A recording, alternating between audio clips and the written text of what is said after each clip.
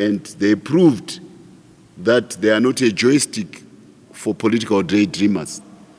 This is a state apparatus born out of the pain of war. It knows its allegiance to the people of Zimbabwe. And somehow there was a belief that it is akin to any of the post-colonial inherited armies of Africa, which can be commanded from London and from Paris to go to State House and remove leaders.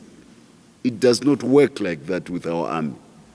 It is a revolutionary army steeped in the traditions of the people of Zimbabwe.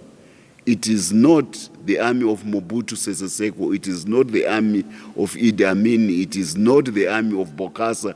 It is not the army of Ironsi and all those wayward African military leaders who pander for foreign interests at the expense of the people of Africa. No, it is not.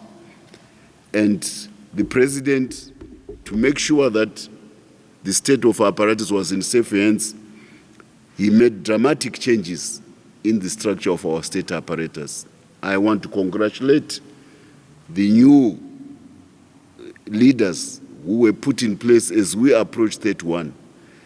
And they've proved their mettle by making sure that they are loyal to the President of the Republic, that they defend the interests of the people of Zimbabwe, and that they keep the professional traditions of our state apparatus intact. It is well respected all over Africa.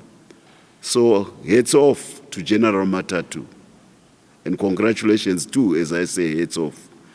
Heads off to Comrade Shepherd Mtamba at ZRP. And heads off to Director General Fulton Mangwanya at CIO.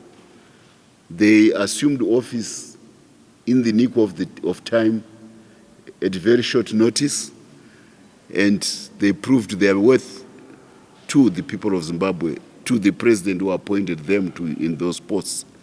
And they made sure that Zimbabwe remains orderly and peaceful on what was supposed to be a fateful day.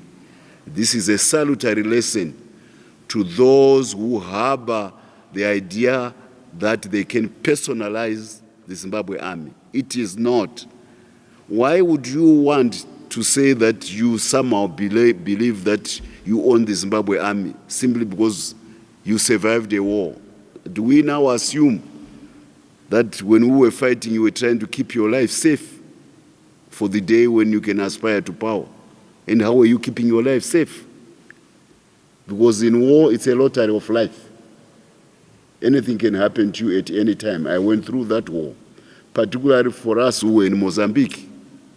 You cannot aspire to be president of the Republic of Zimbabwe in a war because you never know when you are going to die. You are much more preoccupied with the task at hand to fight for the freedom of the country. Now, if you begin to have illusions afterwards that you are anointed to become the leader of Zimbabwe simply because you survived that war, maybe you begin to question credentials. So those who were trying to think that the army of Zimbabwe can become a platform for the seizure of power, they have been proved wrong. That template does not apply to Zimbabwe. I also want to use the press conference to appeal to the Zimbabwe people to go back to work.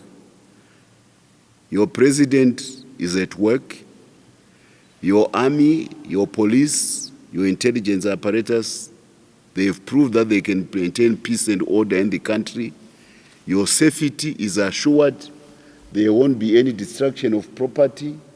You can continue with your day-to-day activities, which make sure that they bring food to the table, they bring school fees to children who are going to school, and they make sure that your general welfare is maintained.